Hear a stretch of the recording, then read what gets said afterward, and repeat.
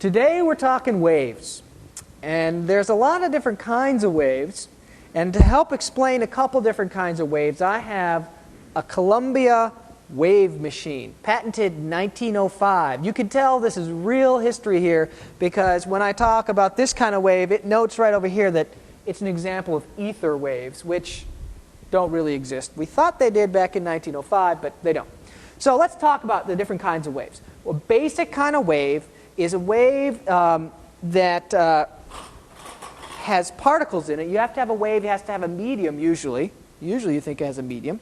And it goes through like this. And so each of these dots is not a wave in itself, but the energy passing through them is the wave. So each dot represents a particle, okay?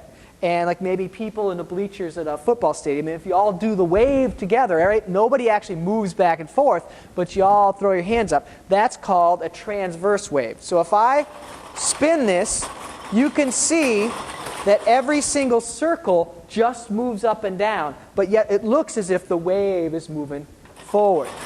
All right? That's a transverse wave, okay?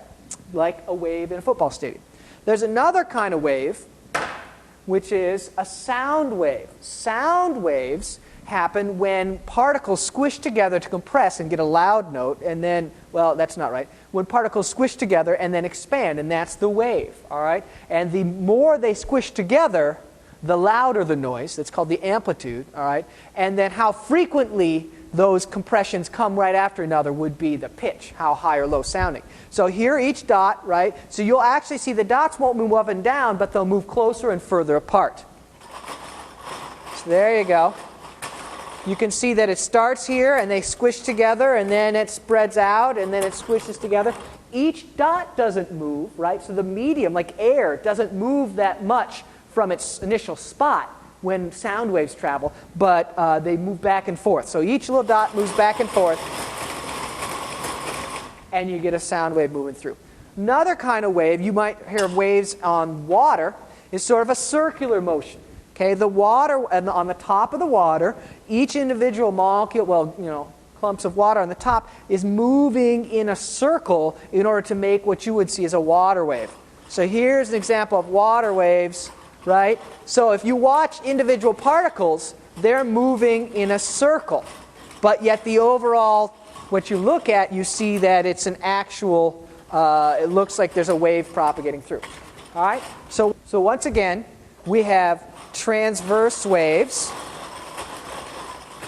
like the kind of wave you might get on a string or an instrument. We have longitudinal waves, which is like a sound wave. And we've got waves like you might find in water. Slinkies are a great toy because they can be used to display different properties of waves. The basic property of wave is, again, that sort of vibrating motion, moving up and down, right? The up and down motion, how high up and down it goes, is called its amplitude, whereas how fast it moves up and down might be its frequency. Okay, and so I have a giant slinky sprung out here, and we can show both transverse and longitudinal waves. Transverse are pretty easy. I'll just take my slinky and start moving it back and forth. And you can see I can create a standing wave, or I can make it look as if the waves are moving down the field. There you go. Transverse wave is that side-to-side motion. So longitudinal waves will be a compression wave, right? The particles move back and forth in the direction of motion. So if I pull back some of my spring here and let it go, you can see the wave go down and it'll come back. You can sometimes see it come back. So once again, you see the compression going forward like that. That's just like a sound wave. Sound waves are compression waves in the air. And now we have a great demonstration to show that. Talked about different kinds of waves, and remember, sound waves is a longitudinal wave, a wave that compresses and expands. So it's very hard to see sound waves, of course, because it's air just squishing and uncompressing and compressing back and forth again.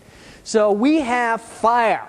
And fire is going to help us see sound waves. What I've got is a long tube filled with natural gas, okay? And it's got gas in it. If I send a signal of sound in there, that'll cause the pressure in the gas to increase and decrease. And so we have this tube filled with gas, little holes in the top, and each hole has a flame in it. And so the higher the pressure at each hole, then the taller the flame. Okay, and so we'll be able to see sound waves, and we won't. We'll actually make a standing wave in the tube. Sound travels faster than it looks, but we'll get it bouncing back and forth and overlapping, so it looks like standing waves. So let's dim the lights and check it out. So what I'm going to do is turn on a sound machine or a little speaker here on one end, and it'll start sending a sound through the flames. All right, that's a very high-pitched sound, and so the waves should be very tightly packed together. So I'm going to lower it down so we have fewer waves. All right, now I'm going to turn up the amplitude so you can see the pressure stronger. There you go. You can actually see the waves. So there's two things that are going to modify our flames. Okay, how loud the sound is will get more compression. All right, and so we get higher flames, and the pitch and how high or low sounding the sound will give us more or fewer waves. Higher pitches, more waves. So here we go. We turned it on. We turn up the volume a little bit. You can see lots of little tiny waves. If I turn down the pitch, we get fewer waves. Just a few waves.